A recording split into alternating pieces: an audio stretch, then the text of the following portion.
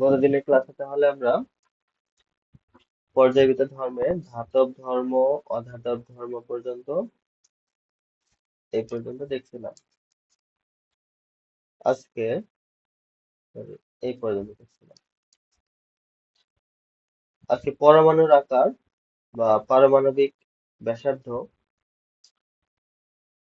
এরপরে আয়নীকরণ শক্তি, ইলেকট্রন আসক্তি এবং তড়িৎ ঋণাত্মকতা।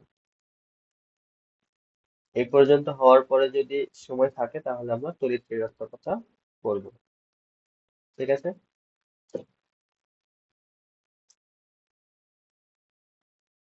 এই যে যে কয়টা টপিক আছে এখানে সবগুলো টপিক থেকে পরীক্ষাতে কোশ্চেন হয়, তা আবার ঘর নাম্বারে কোশ্চেন হয় এখান থেকে। এই টপিক গুলো খুবই গুরুত্বপূর্ণ। আজকের তারিখ হলো 22, লেকচার নাম্বার 5। আমাদের টপিক কি ছিল? মৌলের পর্যায়বৃত্ত ধর্ম।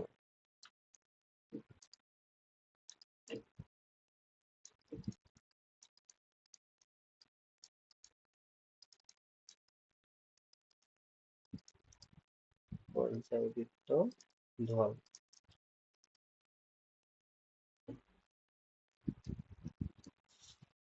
তো আমরা 1 আর 2 করছি। 3 নম্বরে আমাদের কি টপিক আছে? পরমাণুর আকার।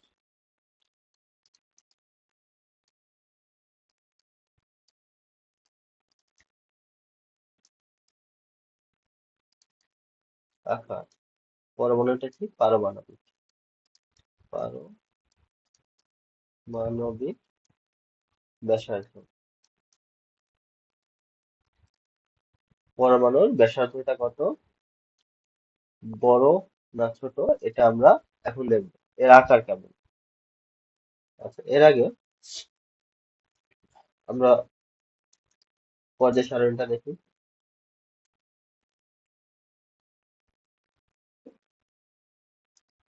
পর্যায় সারণীর যে মৌলগুলো আছে পর্যায় অনুসারে, গ্রুপ না কিন্তু, গ্রুপ না, পর্যায়। এইভাবে পর্যায় অনুসারে যে 7টা পর্যায় আছে, এই পর্যায়ে কোন মৌলগুলো কখন বড় হচ্ছে কখন ছোট হচ্ছে এটা আমরা এখন দেখব। 3 নম্বর, পরমাণুর আকার এবং পারমাণবিক ব্যাসার্ধ। পরমাণুর আকার তথা পারমাণবিক ব্যাসার্ধ একটি পর্যায়বৃত্ত ধর্ম। তাহলে যে পারমাণবিক আকার বা পরমাণুর ব্যাসার্ধটা আছে, এটা কি গ্রুপ ভিত্তিক না কিন্তু পর্যায়বৃত্ত। যে কোনো একটি পর্যায়ে, গুরুত্বপূর্ণ কথা, যতই বাম দিক থেকে ডান দিকে যাওয়া যায় পরমাণুর আকার বা পারমাণবিক ব্যাসার্ধ তত কমতে থাকে। মানে কি? এই যে বাম দিক থেকে যদি আমরা ডান দিকে যেতে থাকি তাহলে কি হবে? বড় থেকে আস্তে আস্তে কি হবে? ছোটতে হবে। বড় থেকে কি হবে? আস্তে আস্তে ছোট হবে। তাহলে এর মধ্যে এই পর্যায় 4-এ সব থেকে ছোট মৌল কোনটা? ক্রিপ্টন। ক্রিপ্টন হলো কত? সব থেকে ছোট মৌল।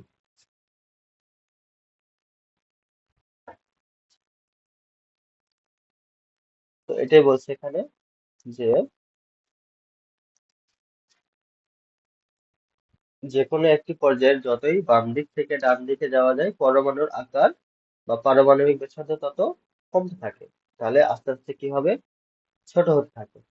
এবং যে কোনো একটা গ্রুপের কথা বলছি এখন, যতই উপর দিক থেকে নিচের দিকে যাওয়া যায় পরমাণুর আকার বা পারমাণবিক ব্যাসার্ধ তত বাড়তে থাকে। তাহলে ধরলাম এটা একটা পর্যায়, এছাড়া একটা গ্রুপ। একই গ্রুপে উপর থেকে যত নিচের দিকে যাচ্ছি এটা ছোট, ছোট থেকে আস্তে আস্তে নিচের দিকে যাচ্ছি, কি হচ্ছে? আবার বড় হচ্ছে। কি হচ্ছে? বড় হচ্ছে। তাহলে এই 2 নম্বর গ্রুপে সব থেকে বড় মৌল কোনটা? রেডিয়াম। সব থেকে ছোট মৌল বেরিয়াম। তাহলে সরি, এই পর্যায়বৃত্ত মানে পর্যায় সারণীর সব থেকে ছোট মৌল কোনটা হবে তাহলে? সব থেকে ছোট মৌল হিলিয়াম। কারণ কি, এটা হলো পর্যায়ের সব থেকে ডান দিকে আছে, তো আমরা জানি ডান দিকের মৌলগুলো একই পর্যায়ের ছোট হয়। আবার একই গ্রুপের সব থেকে উপরে যে মৌলটা থাকে সেটা সব থেকে ছোট হয়। তাহলে এখানে যতগুলো মৌল আছে তার মধ্যে হিলিয়ামটা পারমাণবিকের সাথে সব থেকে ছোট। তাহলে এখান থেকে আমরা কি কি শিখলাম? দুইটা জিনিস শিখলাম। প্রথম জিনিস, বামে থেকে ডানে পারমাণবিক ব্যাসার্ধ বড় হবে। লেখে না এগুলো? আর উপর থেকে নিচে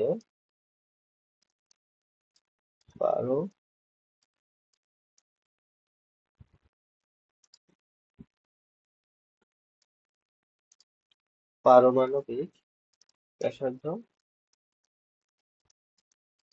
বড় হবে। তাহলে দুইটাই বড় লিখলাম, এর বিপরীত গুলো কি হবে? ছোট হবে। তাহলে বাম দিক থেকে ডান দিকে গেলে কি হবে? পারমাণবিক ব্যাসার্ধ বড় হবে। উপর থেকে নিচে আসলে কি হবে? পারমাণবিক ব্যাসার্ধ বড় হবে। তার মানে এরকম পজিশন, এরকম আসবো। এটা হলো ছোট, নিচেরটা হলো বড়। আবার যখন এইভাবে যাচ্ছি তখন এটা বড় আর এদিকে কি? ছোট।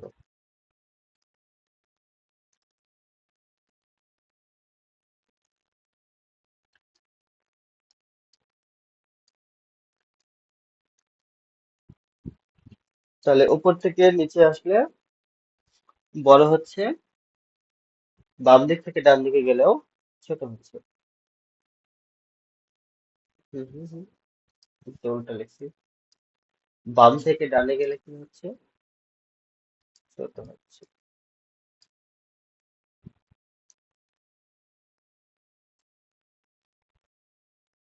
আচ্ছা, আমাদের বইয়ে আহ এটার একটা সুন্দর চিত্র দেওয়া আছে। এটা দেখে ভালো করে বোঝা যায় যে একই পর্যায়ে বাম দিক থেকে যত ডান দিকে যাচ্ছে কি হচ্ছে? ছোট হচ্ছে পারমাণবিক আকার। আবার ওপর থেকে যত নিচের দিকে আসতেছি কি হচ্ছে? পারমাণবিক আকার বড় হচ্ছে। এই বিষয়টা ক্লিয়ার? কোনটা বড়, কোনটা ছোট? তাহলে এখন দেখো, তোমরা কয়েকটা মৌল দেখি, মৌল দেখে এখানে চিনি যে কোনটা বড় কোনটা ছোট। ধরো এখানে আছে সোডিয়াম আর এখানে আছে ম্যাগনেসিয়াম। তাহলে সোডিয়ামের চাইতে ম্যাগনেসিয়াম কি হবে? ছোট হবে। সোডিয়ামের চাইতে ম্যাগনেসিয়াম ছোট হবে, কারণ কি সোডিয়ামের ডানে আছে ম্যাগনেসিয়াম, যত ডান দিকে যাব তত কি হবে? ছোট হতে থাকবে। এখানে সোডিয়াম আছে, এখানে কি আছে? লিথিয়াম আছে। তাহলে সোডিয়াম আর লিথিয়াম যদি থাকে একই পর্যায়ে, সরি একই গ্রুপের, তাহলে কি হবে? যেটা নিচে আছে নিচেরটা বড় হবে। কিসের জন্য বড় হবে একটু পরে আমরা দেখবো। তাহলে সোডিয়াম কি বড় লিথিয়ামের চাইতে। আবার পটাশিয়ামের চাইতে আয়রন ছোট, গ্যালিয়াম ছোট। আবার হাইড্রোজেনের চাইতে রুবিডিয়াম বড়, ক্যালসিয়ামের চাইতে আহ রেডিয়াম বড়। তো যত নিচের দিকে আসবে তত বড় হবে, যত ডান দিকে যাবে তত ছোট হবে। এরপরে আছে একই পর্যায়ে বাম দিক থেকে যত ডান দিকে যাওয়া যায় পারমাণবিক সংখ্যা তত বাড়তে থাকে, পারমাণবিক সংখ্যা বাড়তে থাকে। কি বললো? বাম দিক থেকে ডান দিকে যাচ্ছে, পারমাণবিক সংখ্যা কি হতে থাকবে?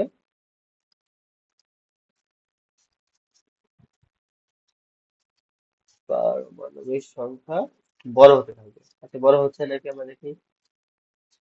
বাম দিকে এটা আছে হলো 19, তার ডানে আছে 20, তার ডানে 21, তার ডানে 22, 23, মানে আস্তে আস্তে বড় হচ্ছে। তো বাম দিক থেকে ডান দিকে গেলে কি বড় হচ্ছে? পারমাণবিক সংখ্যা বড় হচ্ছে, পারমাণবিক আকার না, কিন্তু সংখ্যার কথা বলছে। এই সংখ্যাটা কি হচ্ছে? বড় হচ্ছে। এটা তো স্বাভাবিক কথা, আমরা জানি যে পারমাণবিক সংখ্যা বড় হয় আস্তে আস্তে, নিচের দিকে বা ডান দিকে গেলে বড় হয়। কিন্তু প্রধান শক্তি স্তরের সংখ্যা বাড়ে না। প্রধান শক্তি স্তর কি? প্রধান শক্তি স্তর হলো কক্ষপথগুলো। প্রধান শক্তি স্তর গুলো কি? এই যে তোমার পর্যায় সংখ্যা, এগুলো কিন্তু বাড়ে না। তো আমি ডান দিকে যাচ্ছি, ডান দিকে গেলে পারমাণবিক সংখ্যা বৃদ্ধি পাচ্ছে, কিন্তু পর্যায় সংখ্যা কিন্তু বাড়তেছে না। 4 নাম্বার যে তোমাদের পর্যায় সংখ্যা আছে, আহ কক্ষপথ আছে, এই কক্ষপথ কিন্তু ডান দিকে যাচ্ছে যত, এটা কিন্তু 4ই আছে, এটা কিন্তু বাড়তেছে না। তো এই কথাটা বলছে যে একই পর্যায়ের একই পর্যায়ের কথা বলছে, বাম দিক থেকে ডান দিকে যাওয়া যায়, তার পারমাণবিক সংখ্যাটি বাড়তে থাকে, কিন্তু প্রধান শক্তি স্তরের সংখ্যা বাড়ে না। তার মানে কি? পর্যায় সংখ্যা বাড়ে না।